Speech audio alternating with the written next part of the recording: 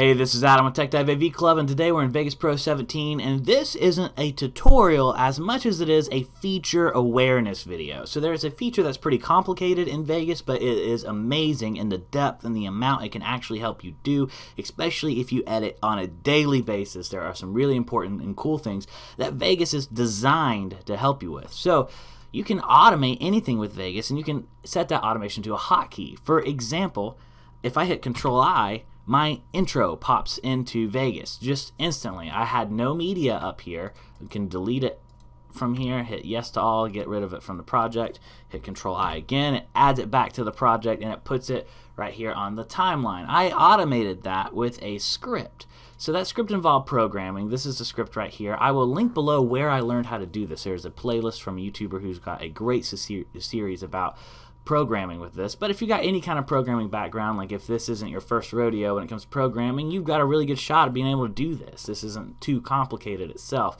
And like you said, this is only 47 lines of code, not too crazy. So this is something simple, and then you generate a DLL, and then you can run that DLL through Vegas. So let's talk a little bit more about Vegas scripting.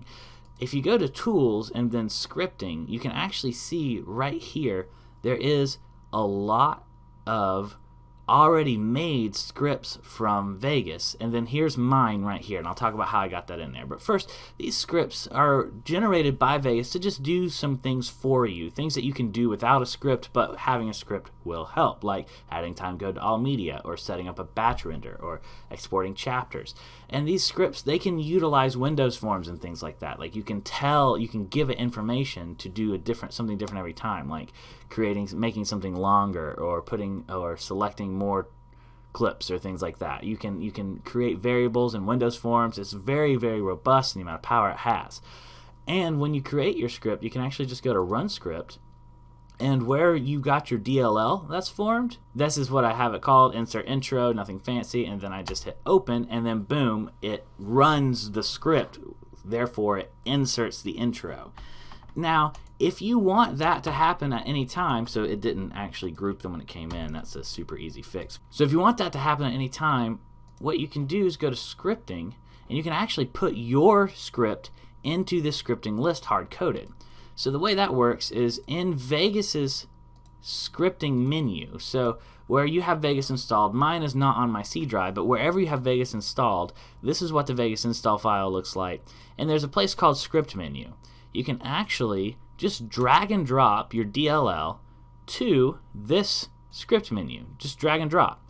When that's done, go to Tools, Scripting, and then Rescan Script Menu folder. And then you should see your less impressively named script right there on the scripting menu, where you can get to it in Vegas every time without having to search for it through the Run Script search.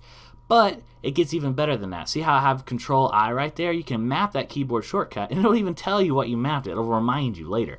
You can map that keyboard shortcut very simply. I'm going to have a tutorial more about keyboard shortcut mapping, custom keyboard shortcut mapping, but this is just a quick reference to it. So you go to Customize Keyboard right here in the Options, and when you do that, just type in Script.